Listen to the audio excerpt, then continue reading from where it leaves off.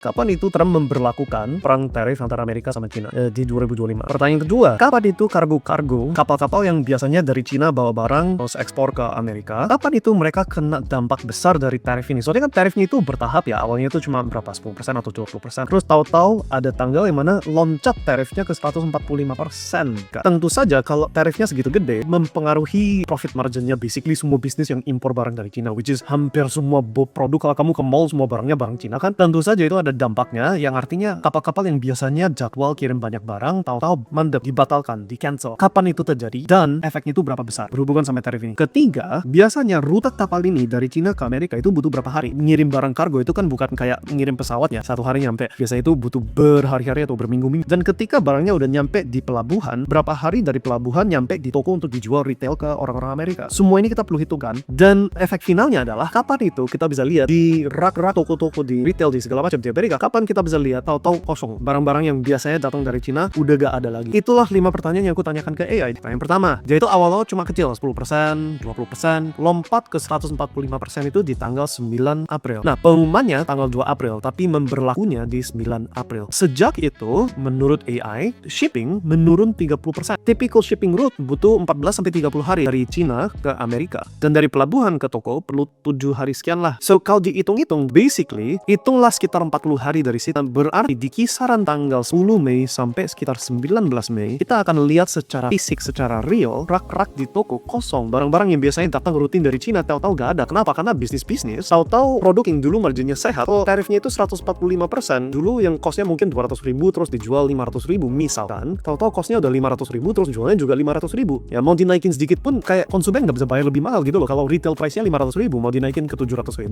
retail langsung ragu-ragu untuk beli barangnya. So, dari sisi bisnisnya mendingan udah gak usah di stop, dibatalin aja. So, kita akan lihat tanggal 10 ke 19 Mei kalau Donald Trump gak ada deal baru sama Cina. Kalau Donald Trump kaku, paksa ini harus ada tarif dan kita harus ada dapat manfaat bla bla bla bla bla bla. Efeknya adalah sekitar pertengahan Mei kita akan lihat kosong barang-barang di toko-toko retail. Dan kalau stoknya kosong, coba pikirkan berapa cepat Amerika akan masuk ke kondisi resesi. Karena kalau stoknya kosong, dari sisi konsumen gak bisa belanja. Kalau gak bisa belanja, perusahaan atau bisnisnya itu gak bisa dapat duit. Gak ada duit, gak ada puturan ekonomi. Confidence-nya konsumen jadi juga terpengaruh dong. Barang-barang kosong semua, langsung confidence-nya orang untuk belanja lebih banyak jadi ragu-ragu. Ini kondisi ekonomi yang mana tahu-tahu secara instan kayak gitu tarif dinaikin segitu gede. Confidence untuk invest ke long term business, untuk jalanin bisnis baru, startup bisnis yang baru, untuk belanja lebih banyak langsung drop dong. Dan kalau drop ya coba pikirkan berapa cepat itu waktunya sebelum kita beneran masuk kondisi yang namanya resesi. Of course, dampaknya itu global.